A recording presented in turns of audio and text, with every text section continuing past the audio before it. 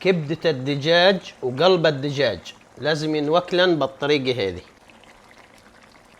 الكبدة بشيل الزوائد هذا الدهنية زي ما انتم شايفين، بعدين بغسلها في مي وملح، مي باردة يفضل تكون جاهزة. طيب القلب بيجي أصعب من الكبدة، بنشيل القرنة هذه بعدين لازم نفتحها بالشكل هذا ونسحب منها الدم بالسكينة، نتأكد إنه ما ضل فيه دم. ودنا زيت زيتون.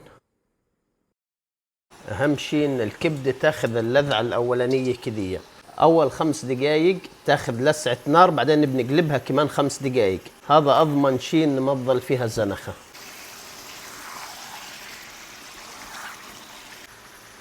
في المرحلة هذه بنحط الثومة والفلفل الحار فقط.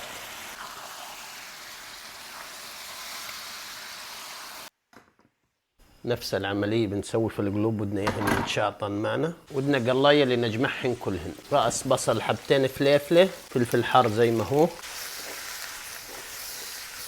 بندورة ودنا 6-7 حبات،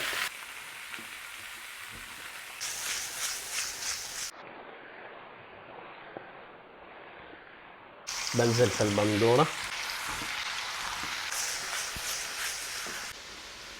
ملعقة بابريكا ما بهم حارة والله حلوة، فلفل أسود، شوية كزبرة فقط، ما بحط أشياء ثانية إلا الملح، ملح الهملايا ممتاز طبعا.